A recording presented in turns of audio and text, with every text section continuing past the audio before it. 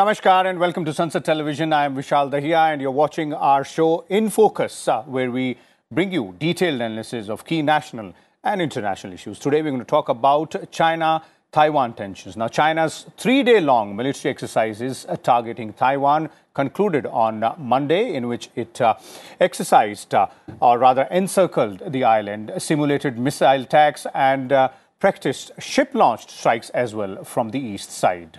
Now, China's People's Liberation Army, that is PLA, has said that the combat readiness drills, which it put in motion for 3 days, had comprehensively tested the troops under actual combat conditions. Now, the Taiwanese president, meanwhile, has said that the military exercises caused instability in Taiwan and across the region and were not the actions of a responsible major country. Beijing launched the exercises on Saturday in response to Taiwan president's meeting with the U.S. House Speaker Kevin McCarthy in Los Angeles last week. China objects to any international support of Taiwan, which it considers to be a Chinese province. Taiwan, which is a democracy of 23 million people, rejects this claim. Only 13 states or countries maintain official diplomatic ties with Taiwan. In March 2023, Honduras became the latest country to sever ties with Taiwan and establish diplomatic relations with China. While Russia said China has every right to carry out military exercises around Taiwan, the European Union expressed concern over Chinese military drills, saying the island's status should not be changed by force. United States of America, meanwhile, had repeatedly called for China to show restraint, and this time around it has sent its guided missile destroyer, the USS Milius, through contested parts of the South China Sea on Monday. So in the next 1 hour, we will analyze and discuss various aspects of these recent tensions and, of course, the historic nature of these tensions between China and Taiwan, how the world powers reacting to it, what is next as far as this particular issue is concerned, specifically when we're talking about Taiwan here. And for more of this, we're joined by a distinguished panel of experts. Let me first introduce them to you, beginning with, we have in the studio Retired Major General Dhruv Katoch with us, Director of India Foundation. Welcome to Sansad TV, General Katoch. We also have Dr. Rajiv Nayan, Senior Fellow with MPIDSA. And we're also joined by former Ambassador Anil Trigunayat and Shen Wu, Research Fellow at the Institute of European American Studies. Welcome to both of you as well, gentlemen. I'll begin with you, General Katoch, and let's first start by, putting things a bit in perspective here. Let's try and understand, the historical nature of these tensions between China and Taiwan, the claims and counterclaims as well, so that we are better able to understand why is it that we see these kind of military exercises every time, there is sort of a diplomatic outreach by Taiwan to United States of America or maybe any other major power? Thank you, Vishal. Vishal, when you look at Taiwan as an island, it's got a very small history per se. And it starts off, if you go back 500 years, they were actually the Polynesian people who were living there. And that was the time when the Portuguese and the Spanish people came in. They didn't spend too much time. And then we had the Chinese dynasties coming in, right? Now, it remained like that. In 1895, it was the Qing dynasty which was actually there. And in the first war which they had, in the war with Japan, Japan defeated China in that war. And as part of the treaty which they had, Taiwan was handed over to Japan. Now, Japan became, after that, Taiwan became a part of Japan right up to 1945. Now, what happened in 1943, 2 years before the end of the war? That was the time when Chiang Kai-shek, who was the leader of the KMT in China, he was the ruling party at that time. He had a meeting with Churchill and the American President Eisenhower. And based on that meeting, they had an agreement that post the war, these islands will be returned to, this island will be returned to China. Now, come the war, they won the war, and then Japan was the loser. Japan had lost the war. So these islands reverted back to the control of China, the KMT. Now, when we come to the Chinese Revolution, when the Chinese People's Republic, when the communists, when they took over control of the country in 1949. After the Civil War. After the Civil War, That was the time when the KMT government, about 1 million plus people, they actually shifted base and they went to Taiwan and they established the Republic of China. The ROC was established there. So that time we had two Chinas, in a sense. We had the PRC, the People's Republic of China in the mainland, and we had the Republic of China in the island. And the world recognized one China, which was ROC. So the mainland China actually didn't get recognition right up to 1971. Okay. And at 1971, that was the time when the change took place, and ROC was left out, and mainland China was recognized by the UN body. Now, actually, the way I look at it is that when Chiang Kai-shek actually went to Taiwan at that point of time, had he declared it as a separate country, I think there would have been two Chinas and there would have been no dispute. But even that time, Chiang Kai-shek was claiming it as one China and the other portion belonged to him. Now, that didn't really work out because he didn't have the power to get it. And once the power equation starts changing, we find that the mainland China is now an extension of the civil war. But there is one thing which is very important to note. Ever since the ROC established itself, it has continuously administered and ruled over this island. Mainland China, the People's Republic, they have never been able to interfere. So in a sense, the way I look at it is an independent country. Okay. And I don't think mainland China, or I will use the word PRC, because really it is a communist dictate there. I don't think they have any legitimate claims over the island. It is an independent republic. It has functioned as an independent republic for a very long time. In fact, ever since the ROC moved in. And the PRC, since the time it was established, has never had claim over this area. Okay.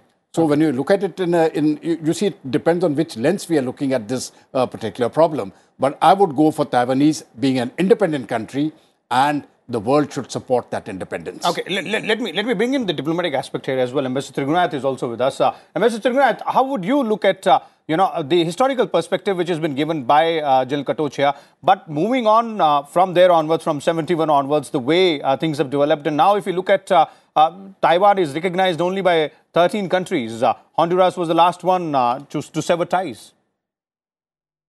Well, that is a fact of history. The problem is that the most of the world, and especially since the 1970s, which General Kato mentioned, it was the Americans in 1972 who really went into the PRC and tried to bring it into the international fold. And since then, the whole world has broadly continued to follow this one China policy because of China being a larger market or a larger country or whatever it is.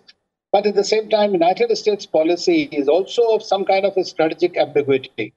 And that's what we have witnessed all through. So on the one hand, they talk about one China policy all the time. On the other hand, they are talking about they will stand with Taiwan for it being a democracy and all that. And occasionally try to use Taiwan as a part of their geopolitics. I mean, that is very much in play here. But I look at it this way, that China so far has benefited a great deal from Taiwan, because Taiwan is a country which is highly developed, which is a democracy, which has been continuing to remain open for the world, and with China, mainland China also. And there the opposition also continued to have the relations with the mainland China. In fact, the Taiwanese were the major conduit of investments into the mainland. And so therefore, the Chinese were not looking at the possibility of forcefully occupying Taiwan. Okay. That was not the case, because that benefited them. They don't want to kill the cat. And therefore, this is how this whole thing is happening. But now that the Indo-Pacific has become a hot seat for a competition between China and United States, we are seeing that there is a much greater activity on the part of China and on the part of the Western countries also playing out in the region. And that is quite a dangerous scenario at the moment. And what we have seen Chinese trying to flex their muscles at just on a whip of a hat, and that is something that's quite I would say, a sensitive issue and can bring about much more problems in the world. And we have just seen recently the French president, when he went, Macron was only earlier this week, he was in Beijing. And what did he say? That we don't want to be part of a vassal state of one group or the other and should be away from Taiwan. So there is, you mentioned about European Union, and this is what we are looking at it, that there are these kind of games being played by both sides. Of course, Xi Jinping and the CPC are hell-bent on reunification with Taiwan, but on what conditions? It's an independent country at the moment and is operating like one. Even though most of the world is not treating them as an independent country in the diplomatic sense of the term, or in the United Nations. Okay. Mr. Wu, we would also like to, understand from you in terms of the historical aspect of China-Taiwan relationship, the tensions which have been ongoing and which most of the times are seen reaching a feverish pitch. Hello? Yes, Mr. Wu. Okay. Historically, I want to mention two elements. The first one is what has been mentioned. After the war between Qing Dynasty and Japan, the Imperial Japan, Taiwan was ceded to Japan with a treaty. But after the Second World War, I want to make clear that it's the treaty in San Francisco Treaty, the peace treaties with Japan, whereas Japan mentioned that it would renounce the territory of Taiwan as its associated territories, but it has not been said to which country Japan would renounce the territory, which means the status in that treaty, because there's a civil war between Communist Party and national parties. China was not represented in San Francisco Treaty Conference. In this sense, San Francisco Treaty, it doesn't say anything to whom Taiwan would be returned to.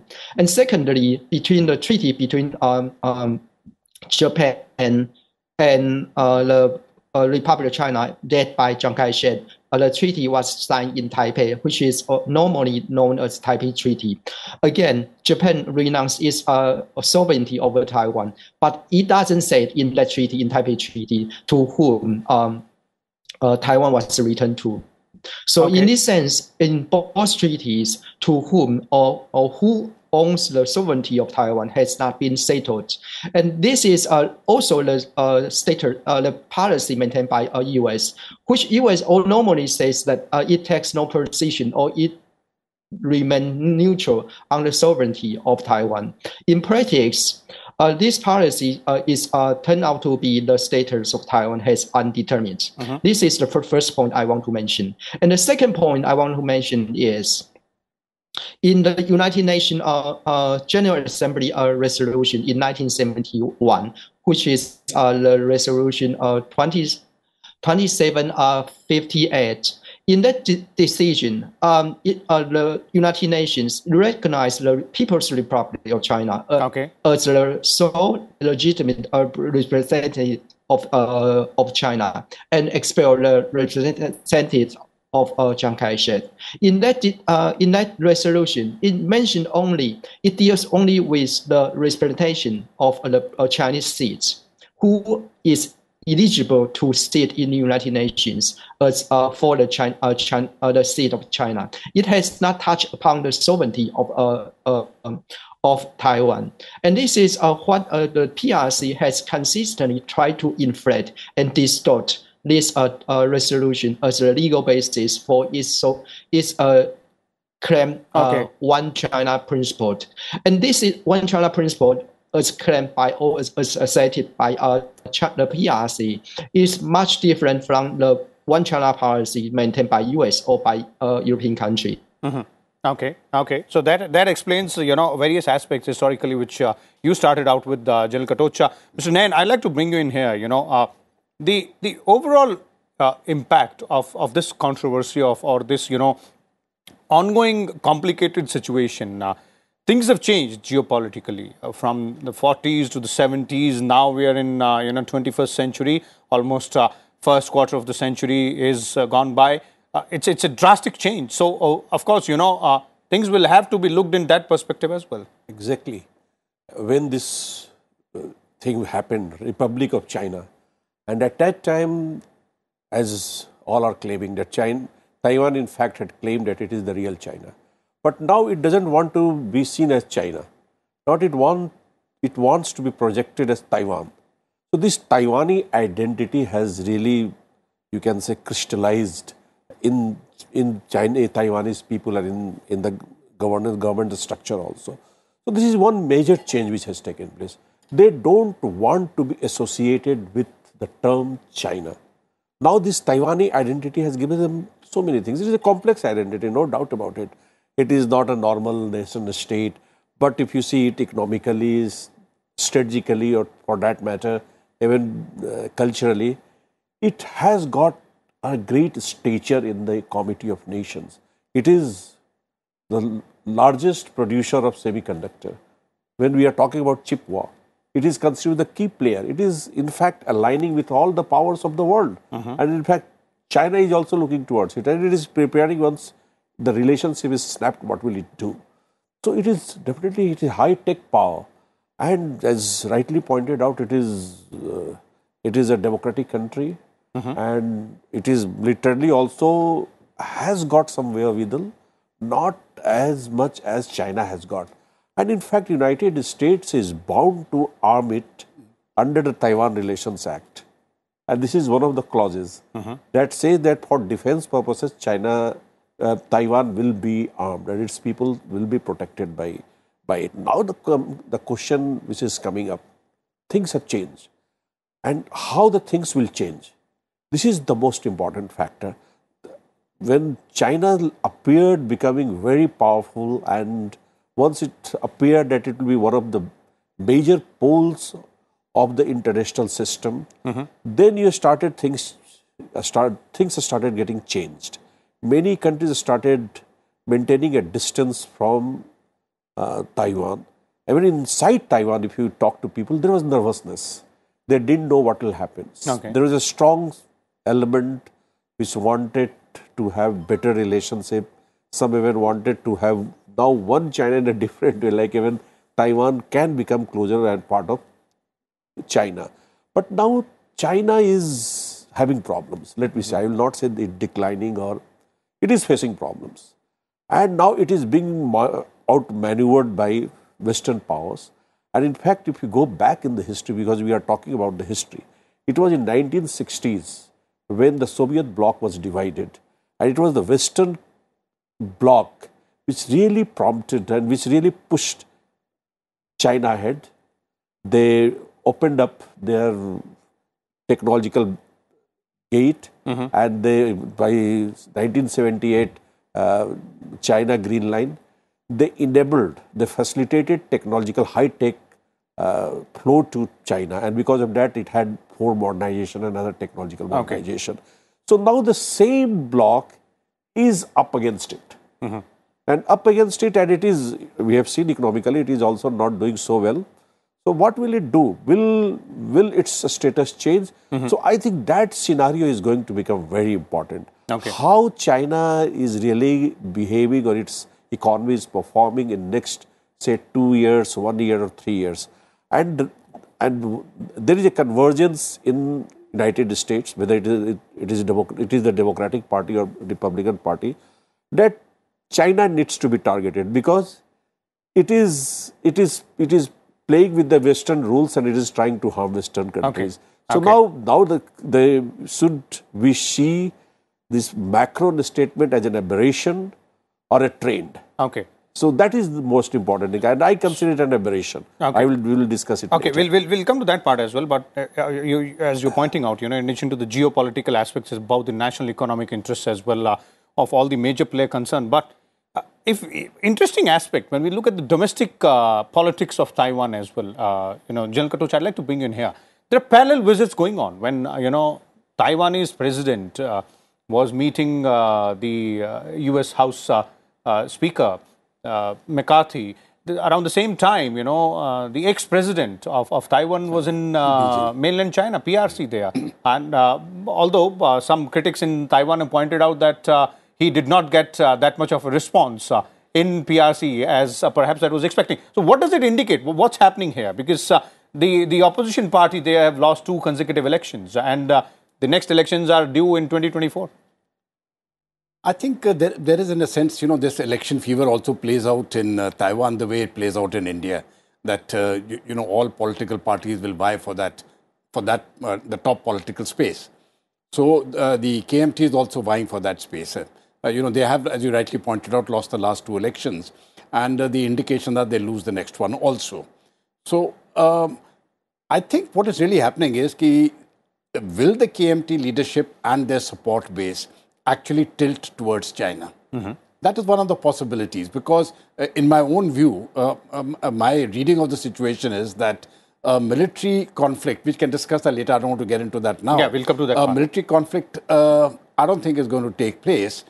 I think what the Chinese will attempt is a regime change. They'll be looking for a regime change and putting across somebody who's favorably aligned to them, and then later on they can sort of get together as one country. That is going to be the long-term strategy, or you can say even the present strategy as far as the People's Republic of China is concerned. Mm-hmm. Now, that is not something which the people of Taiwan want. There's one very interesting fact which, these incidences need to be understood correctly. Millions of Chinese tourists come to Taiwan. Mm-hmm. And on my visit to Taiwan some years back, when I was speaking about that, the Taiwanese people told me that when the Chinese come here, they don't sleep in the night. They keep the television sets on. Okay. That is the time they get free news, they're so fascinated by that fact. That level of freedom which is there in Taiwan, it is not available in China. Mainland and China.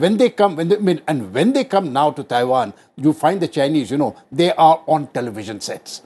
Now, I don't think the Taiwanese are going to sacrifice their freedom. They have seen what has happened to Hong Kong, and they will fight for it. Okay. That's the way I look at it. Let's also bring in Mr. Wu here. Mr. Wu, we're talking about the domestic politics there in Taiwan. Now, what should the rest of the world make of, this internal, political movement also which is happening in Taiwan, when we see parallel visits taking place, as I was mentioning to General Katoch as well, the president, Taiwanese president, is visiting United States of America. At the same time, the main opposition party's leader, former president, is visiting the mainland China. Let me cite some surveys. There's a consistent survey and consistent trend indicating that identity politics in Taiwan. And just as some previous speakers mentioned, most people in Taiwan, they recognize themselves and identify themselves as Taiwanese instead of Chinese. There has been a consistent trend in the past 2 decades. About 70% of people interviewed by the survey, they identify themselves as Taiwanese. Uh-huh. And about 20% of people interviewed by the survey, they identify themselves as both Chinese and Taiwanese. And about 5% or 7% of the people interviewed identify themselves only as Chinese. So that's a consistent trends indicating that most people in Taiwan, they identify themselves as Taiwanese, and it amounts about 75 or 70%. And this would translate into the result of election. In the coming election, and the identity politics and the way whether we embrace a democratic system or freedom, it would definitely impact on the result. And I would say most people in Taiwan, they cherish freedom and democracy. And so saying that this would impact on the coming election, which is a choice between identity and the system of a region. And I don't see, given the huge defeat of KMT, the Nationalist Party, which is, as you mentioned, the former president, he represent the former party.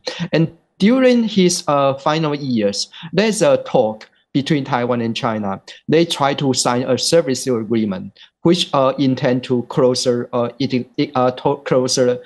foster closer economic integration, and it was blocked by a mass student movement in Taiwan. Okay. So it produced a sea change in domestic affairs in Taiwan. Okay. I would say the former President Ma's visit to China, it doesn't signify so much, because in the final years of his administration, he has only 9.2% of approval rate. So his approval in Taiwan is much lower than international community thinks. This is it doesn't produce any significant impact, I would say. Okay. Fair enough. Here. You know, that's a very interesting part of the domestic politics. Hold on to your thoughts out there. We'll come back after a short break, but we'll continue exploring various other aspects of this tussle between China and Taiwan, and where does the solution lie? Keep watching Sansad Television.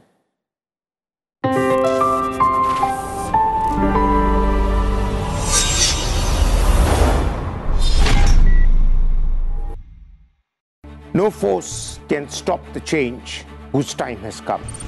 An emerging global power in a fast-changing geopolitical environment. With a goal to modernize, to showcase our defenders who are always battle-ready.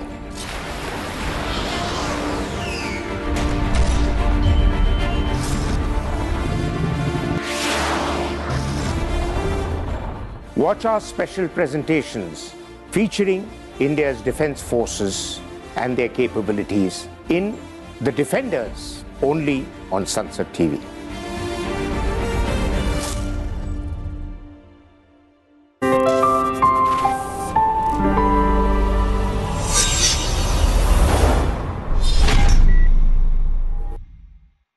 Welcome back. You're watching our show In Focus, where today we're talking about the ongoing tussle or tensions between China and Taiwan, which have resurfaced again. We've looking at various aspects. Before we went into the break, we were talking about the domestic politics in Taiwan. What does it indicate? And of course, the historical nature of relationship between China and Taiwan. Let me bring in Mr. Trigunath here. Mr. Trigunath, let's also look at how the world powers, those countries, those big nations, powerful countries which matter in this entire situation. What is their outlook on this situation? And given by the kind of statements which are coming in, for example, the statement coming in from Russia was entirely in favor of China. And also, how is United States of America's policy? Has it changed over the years, or does it remains the same, but looks like it has changed? Well, as I mentioned earlier, that once the Chinese were, the Americans were trying to integrate China into the liberal trade order, that did not happen. Instead, China has become a very big behemoth, and they don't know how to deal with it. China today is the second largest economy and could very soon become the first, despite the slow growth at the moment, and the Americans are scared of that. More importantly, China's technological advances, and courtesy Taiwan as well, have really gone on an exponential manner. They know that they can only beat the United States technologically, and that's where they are aiming at. We have seen the saga of 5G and what is 6G and all that's coming up. Besides the space, everywhere we see that the Chinese have a plan. But as General Katoj also mentioned, that China may not be looking to militarily occupy Taiwan, because you don't kill the golden geese until and unless a situation is created in the region, in the Indo-Pacific, where the actual war happens. Now, as far as as you know, the only 13 countries have actually just diplomatically recognized, and there also we see one country occasionally does, the other just goes back, and this has been shuttling. The case of Chad for Honduras and Solomon Islands, some other countries. This we see that smaller countries, when whoever gives them a little bit of a more help and assistance, they go with them. So that is very much the case as far as the international recognition of Taiwan is concerned. Now, United States, obviously, California, we were talking about the election, or what is California is a place where the maximum number of Taiwanese origin people are living there. It is a very huge constituency for the current president. But if you were to look at the previous elections, the local elections that were held, there the ruling party did not fare that well. So I think in democracy, you cannot write off one or the other, despite the fact that whether the countries want to live together in some kind of an understanding, or they fear all the time that China will gobble them up. So I think that that is something very important. And for that, the American president, if you believe him, or the Taiwan Relations Act or whatever, or the bipartisan support that the Taiwan has, I think the United States stands committed to defend defend the Taiwanese. But let me tell you one thing, and I think it may sound very crude at the moment, but if you have sometimes certain kind of friends, you don't need enemies. That also happens very often, and we have seen in certain countries. Okay. As far as European Union is concerned, it is also a divided house.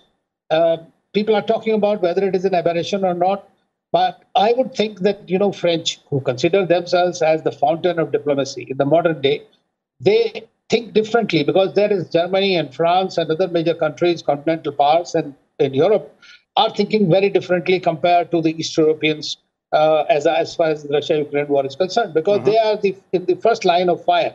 And they don't want to get caught either between, they are already caught in the Russia-Ukraine war, but again, when this happens with China, the global value supply chains are so well integrated. So that's why you are getting all these kinds of mixed signals coming from these places. Okay. But let me just mention one thing about India. I mean, we have to engage and increase our relationship with Taiwan as best as we can at the moment. And the Chinese do not respect our territorial integrity, our sovereignty.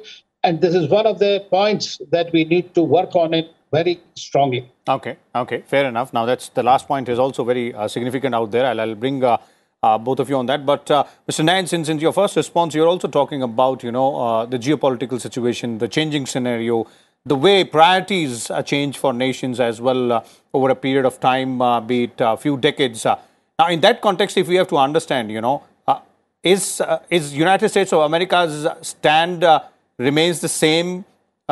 More it changes, or when we are looking at, the present context, Russia standing strongly with China? No, Russia will definitely stand strongly with China. That is an established fact.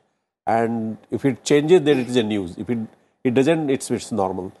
Now coming to the US and Europe and general geopolitics, my understanding is it will be very difficult for United States to dump Taiwan. If it dumps Taiwan, its legitimacy will be under question. Its position, its credibility in the international system will go down terribly. And the moment it goes down, no one will trust it. No one will believe it. It has de-recognized to an extent Taiwan and recognized China, mainland China, on January 1st, 1979 and signed Taiwan Relations Act 91 China policy. Yeah, it came through that. And if you read the text, the law, it is bound to defend Taiwan. It is legal. It has got support of its Congress, its administration, its judiciary. It ditches, and plus culture, the culture of the political culture of the country. So it is very difficult to resist the entire gamut and just go away and align with mainland China. It tried to do it when it appeared that really China will be beneficial. But now it has got a different policy. Since Trump was crude, Biden is sophisticated, but it is not only bipartisan support, but even Europe, Atlantic support. The entire Atlantic support is there. And we all have got nice words, nice sympathy, nice friendship with France. But France is a declining power in Europe. The real rising power is Germany. After Brexit, Germany has taken up the leadership of Europe. Now comes the question, how will Europeans behave? Will they break away the Atlantic solidarity, or will they fall in line with United States, or will they have their own policy or their own path? I don't think France is capable enough to chart a new path. Macron was considered slightly anti-Putin. In fact, the left and right of France politics were with Putin, and he, in fact, somehow managed to have anti-Putin image and won the election last year. Otherwise, he was in trouble. So what Europeans do, they try to find a space for themselves so that they can do business with Europe. But it is not that easy. Last time also when the Ukrainian conflict started, it appeared that Europe will break away and will no longer be with the Atlantic. But what has happened after more than a year? Still, it is in the United States leadership is guiding European countries. So I don't think Europe, I still consider it is an aberration. And on Taiwan, they will be forced to have a stand. Otherwise, European security structure will be in tatters. And France is not capable to do that. Separate independent stand might be expected from the European countries out there. General Katoch, previously you were talking about how there is a less likelihood of a military conflict happening, although the world is already witnessing one between Russia and Ukraine right now. And going by the statements which are coming in from all major powers, doesn't look like, that anybody is interested in starting off with another.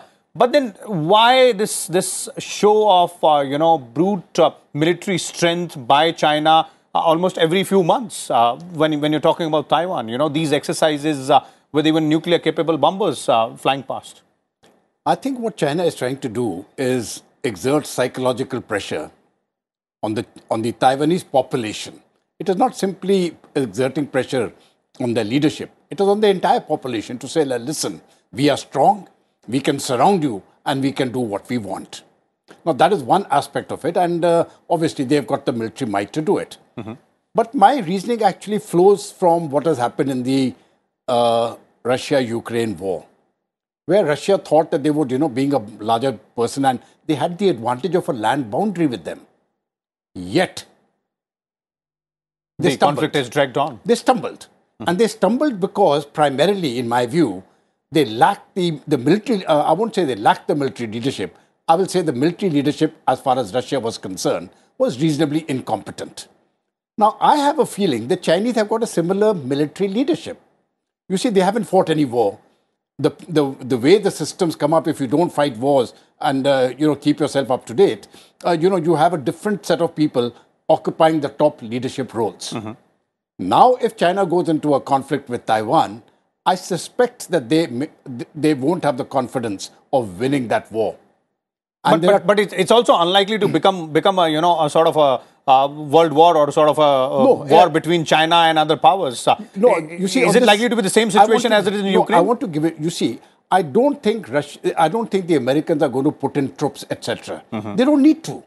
There is 180 kilometers of ocean separating the mainland from this island. So for the Chinese to move in, they can only get in through warships, assault landing aircraft, assault landing ships, or by paradropping forces there. That is one. Now, Taiwan is a technologically advanced nation. They can hold them back. They will be given equipment. They will be given the wherewithal to fight. But most importantly, which people don't understand, they will be given intelligence. They will know exactly where each and every Chinese position is. And I don't think Xi Jinping will be prepared to take the loss of a number of ships and a whole range of aircraft and still not get the island. Now, that doesn't augur well for the internal will he go for nuclear? Politics. No, if he's going to nuke it, then why are you going there? If he claims they're his own people. So that's not going to work. Militarily, I think they will lose this war if they go in for a conflict, which is why they are applying the psychological pressure. So it's just it is my view. It's just a browbeat, But there's one small little question mark which we have to put in here. When you do these pressure tactics, something can go wrong. A fighter can actually enter into Taiwanese space. It can be shot down, and then we don't know what happens. So those are the accidents which can happen. But barring that, I personally don't see a conflict. No military conflict out there. That's something which no nation in the world would be, looking forward to right now, given the economic situation, given the geopolitical situation as well. Mr. Wu, I'd like to bring you in here and let's, also start looking at what are the options. Where does the solution lie to bring this, ongoing tensions or ongoing conflict or the stalemate between China and Taiwan to an end? How can it be brought to an end? What's the solution? Well, it's very difficult to say. I would say there's an easy solution. Okay. We have to go back to Xi Jinping. And the director just mentioned that if Xi Jinping, he care about his people, then there will be no conflict between Taiwan and China, military conflict. And the problem here is I'm not sure whether Xi Jinping, he care about his people or not. This is the mention. The major thing of the military threat or the military exercise, it has two purposes. On the one hand, of course, it is meant to strengthen Taiwanese as a psychology warfare. And secondly, it's used as a symbol for Xi Jinping to demonstrate his Chinese that the PRC is strong, or the PRC is insistent on this point. So if the Xi's personal, his Chinese dream or his claim for his pursuit for the regionalization of his nation, if he consistently to pursue this goal, and if he, because in the authoritarian region, he is not responsible to his people in the end, and I would say he even doesn't care so much about his people, then there will be eventually some danger. I would say there's eventually danger between around the Taiwan Strait. And so it goes back to the question you asked, whether there's a solution in the end. I wouldn't say so. I wouldn't expect so, because the region, if the region in China, the PRC, continue to be like this, an authoritarian regime, then the tension, because the PRC, the leaders, especially especially for Xi Jinping, he has to be very strong and very aggressive to legitimize his regime in China. Okay. Rajiv, I stop here. Yes, I'll come back to you, Mr. Wu, but Rajiv, how would you look at the situation here, in terms of solutions? It looks like over the years, there's not been much effort to find a solution diplomatically as well. Rather, it has been more of a status quoist kind of stand which has been taken by all parties concerned. Yeah, it's very tough, and unless China understands that this is not paying back, or and the solution doesn't lie in just showing aggressive behavior. And over the year, at least over the last 3 years, I say, since 2019, you can say, Chinese have increased its aggressive behavior not only towards Taiwan, of course it is the most aggressive towards it, but vis-a-vis other countries also, its behavior, we are also facing it. So China, it appeared that last year in the last Congress that it has started pruning out those who were responsible for this kind of behavior, which is isolating them in the world. The day it realizes that it is getting isolated, its technology is stagnating, Huawei failed to have its next generation of technology. So then when they start realizing it, the Chinese start realizing it, I think solution will come there. But meanwhile, other countries also have to show some kind of solidarity with Taiwan, with other countries who are threatened by China. But I'll just butt in here, but apparently that realization of their technological power not moving to the next level, that also seemingly is the cause of the desperation which perhaps is causing China to actually sort of it's overconfidence. It's Chinese overconfidence that it has emerged as a power, and when it tried to just damage other countries, either with rare earth materials, you can see, or it tried to buy off the companies of not only Western countries, even we had to bring out law to somehow prevent Chinese from acquiring our own companies. So it wanted to become a world empire with its excess capital, and this excess capital, now it is realizing that this excess capital will not work, and in fact you are getting isolated. In fact, your economy is stagnating, you have to change your cropping pattern, you have to change your trade behavior. So now you realize, what are you going to do? And in fact, Chinese, when the United States brought out its China-specific law, then Taiwanese companies wanted 1 year recess, to at least give us some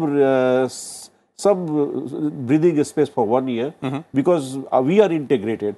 So I mean, Taiwanese company, and which are champions of closer mainland and Taiwan relationship, I mean, they are being pushed to a corner. They are speaking against China. They are suffering. Okay, so that gives another indication there as well. And Mr. Trigunath is back with us. And Mr. Trigunath, as you're listening to what Mr. Nayan was pointing out, and earlier Mr. Wu was also referring to, when we are trying to find what exactly is the solution, or where does the solution lie, is the policy of wait and watch, or look at how China would perhaps end up in a particular corner, that might be the solution, or are there any diplomatic maneuvers left here?